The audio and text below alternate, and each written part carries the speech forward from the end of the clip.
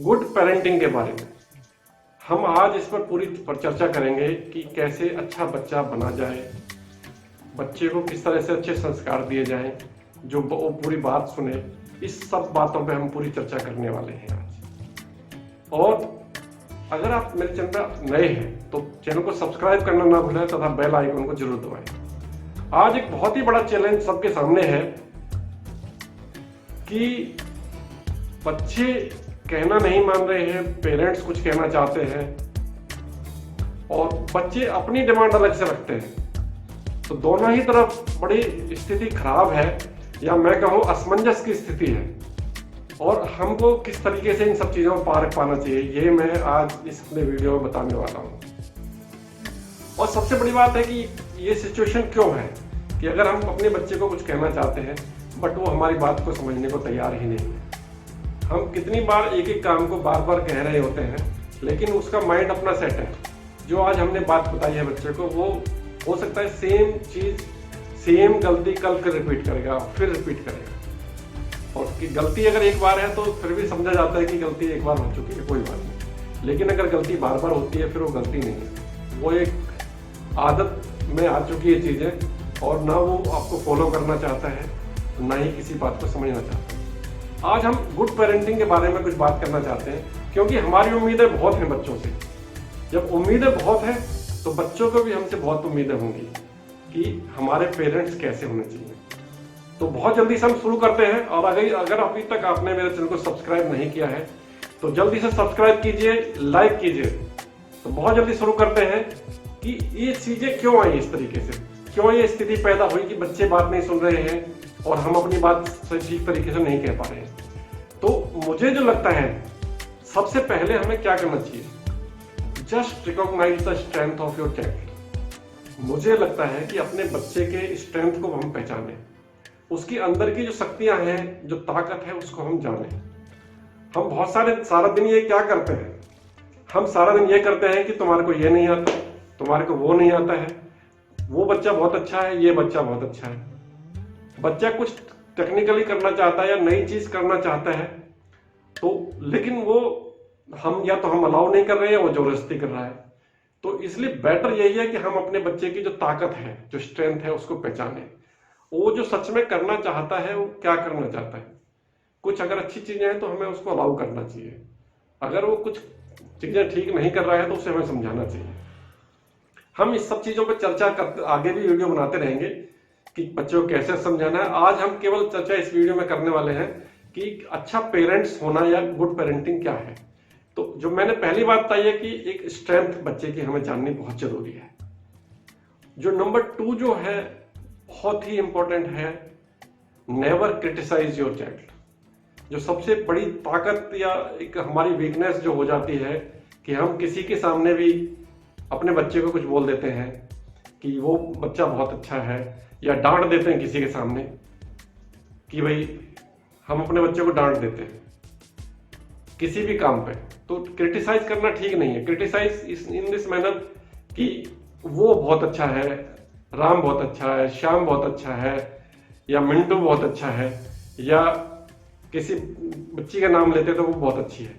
तो हमें कभी क्रिटिसाइज नहीं करना चाहिए अपने बच्चे को, ना ही हमें कंपेयर करना चाहिए। हमारे अपने बच्चे की स्ट्रेंथ अलग है, वो दूसरे बच्चे की स्ट्रेंथ अलग है। हमारे अपने बच्चे में जो ताकत है, जो क्वालिटीज है, वो अलग है। तो ना तो हमें कंपेयर करना चाहिए, जो नंबर 2 पे मैंने बताई बात आपको, ना ही हमें क्रिटिसाइज करना चाहिए। क्रिटिसाइज में बहुत सारी चीजें हैं कि अगर बच्चे ने कुछ बोला है, हम उसको डांट रहे हैं, एंगर दिखा रहे हैं, गुस्सा दिखा रहे हैं, तो वो हो सकता है हमें गुस्सा जायज हो, लेकिन हमें उसको साइंटिफिकली डील करना है। ये एक साइकोलॉजिकल प्रोसेस है। हम अगर ज्यादा गुस्सा दिखाएंगे तो बच्चे के अंदर भी गुस्सा है, हो सकता है वो आपकी बात सुनना बंद कर दे एक स्टेज के बाद। तो इसलिए ये 2-3 चीजें जो अभी तक मैंने बताई हैं, स्ट्रेंथ को पहचानें, क्रिटिसाइज ना करें और कंपेयर ना करें। तो 3 चीजें अभी तक ये हुई हैं जो हमें बहुत ध्यान देना चाहिए एज ए पेरेंट्स। या बहुत ज्यादा गुस्से होते हैं तो हम कुछ भी पॉसिबल है हम उनकी पिटाई कर देते हैं। आप ये माने कि हमने उनको पनिशमेंट दे दिया या पिटाई कर दी, तो ये एक बहुत ही खराब बात होती है जब इस स्टेज पे आ जाती हैं चीजें कि बच्चे की पिटाई हो चुकी है, बच्चा बहुत गुस्से में है, या बच्चा सुनना बंद कर देगा। एक स्टेज के बाद ये क्या है कि ऐसा होता है कि बच्चा सुनना बंद कर देता है। तो ये हमें जो इनिशियल चीजें मैंने बताई हैं बहुत ध्यान देने वाली बात है। पीटना या बीट करना बहुत ही एक लास्ट स्टेज की चीज है। हाँ, आप डांटें उसको, समझाएं, साइकोलॉजिकल तरीके से उससे बात करें, समझाने के तरीके से करें, लेकिन पीटना या एक कैपिटल पनिशमेंट ये ठीक नहीं है चीजें। तो हमें बहुत ज्यादा ध्यान देना है उन चीजों पे कि हम इस चीज को अवॉइड करें, जितना हो सकता है अवॉइड करें, तो कुछ चीजें ठीक होंगी। हो सकता है बच्चा गलती करता है, हमें पता है बच्चा गलती करेगा, और अपने बचपन को भी जरा सोचें कि क्या हम बिल्कुल परफेक्ट थे अपने टाइम में? क्या हमारे पेरेंट्स ने हमसे कभी ये नहीं कहा होगा कि तुम ये ठीक नहीं, वो ठीक नहीं? तो अपने बचपन को भी याद करें और इस छोटे बच्चे के बचपन को भी याद करें। जो नेक्स्ट बात मैं आपको बताने जा रहा हूँ, कई बार चीजें आजकल हाथ से निकल जाती हैं। लॉकडाउन के बाद ऑनलाइन स्टडी चल रही है, बच्चों का जो एक मेंटल स्टेट है वो बहुत डिफरेंट है आज के दिन। जब बच्चे स्कूल में पढ़ने जाते थे वो एक अलग चीज थी।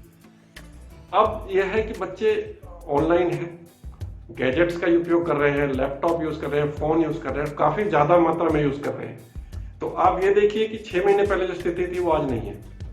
आज बच्चों को इतनी नॉलेज हो चुकी है कि आप इसका अंदाजा नहीं लगा सकते। तो अब जो प्रॉब्लम्स है डिफरेंट तरीके की, बच्चों ने चैटिंग करना शुरू कर दिया होगा, हो सकता है डिफरेंट चीजें वो कंप्यूटर पे कर रहे हैं जो पेरेंट्स को पसंद नहीं आती हैं। इसके कई तरीके हो सकते हैं, या तो हम उनको बच्चों को समझाएं या हम उस चीज को बंद कर दें, बट वो पॉसिबल लग नहीं रहा है कि ऑनलाइन स्टडी जारी है, तो हमें फोन पे पढ़ाना पड़ेगा बच्चों को, लैपटॉप भी देना पड़ेगा। तो इसका क्या तरीका हो सकता है? आपका पास अगर कोई तरीका है तो कमेंट कॉलम में लिखते जाइएगा। और एक चीज मैं बताऊं, अगर अभी भी आपने चैनल को सब्सक्राइब नहीं किया तो चैनल को सब्सक्राइब करें, लाइक करें। तो मैं ये कह रहा था ऑनलाइन स्टडी चल रही है और चैलेंजेस बढ़ते जा रहे हैं, तो हमें क्या करना चाहिए? प्रॉब्लम्स 6 महीने वाली डिफरेंट प्रॉब्लम्स थी, आज की प्रॉब्लम अलग है क्योंकि बच्चा ऑनलाइन है। तो इसका एक तरीका बेटर मेरी तरफ से, मेरे जहां तक मैं समझता हूं क्या हो सकता है कि आप बच्चे के साथ रहें, उसकी इंटरनेट यूजेस को मॉनिटर करें, उसकी क्लास को मॉनिटर करें। आप साथ में रहेंगे, पूरे डिसिप्लिन के साथ बच्चे को बिठाएं, और जितनी देर भी वो क्लास करता है, 4 या 5 घंटे करता है, बट एटलीस्ट कोशिश करें कुछ पीरियड्स आप उनके साथ में बैठें, बच्चे के साथ में। तो आप ये देखिएगा धीरे धीरे जो मिसयूज था कंप्यूटर का या फोन का वो बंद होगा। जब आपकी नजर लगातार बनी हुई है इंटरनेट पे, लैपटॉप पर, तो बच्चा जरूर ध्यान रखेगा कि मम्मी या पापा साथ में हैं।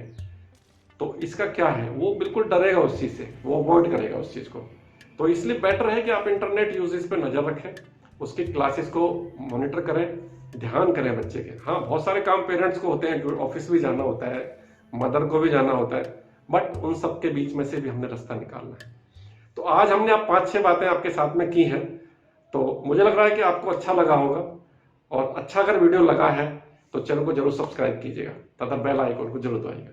और एक मैं बता दूं, हम और कई सारी वीडियो इस सीरीज में लेके आने वाले हैं पेरेंटिंग के ऊपर, तो वीडियोस को लगातार देखते रहिएगा, पूरा देखिएगा।